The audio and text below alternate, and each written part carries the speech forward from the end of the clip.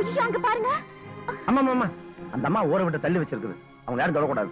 என்னங்க அங்க அவங்க அப்படி துடிச்சிட்டு இருக்காங்க, நீங்க இப்படி சொல்றீங்க? அவர் சொல்றது உண்மைதான். அது நாட்டாம தீர்ப்பு.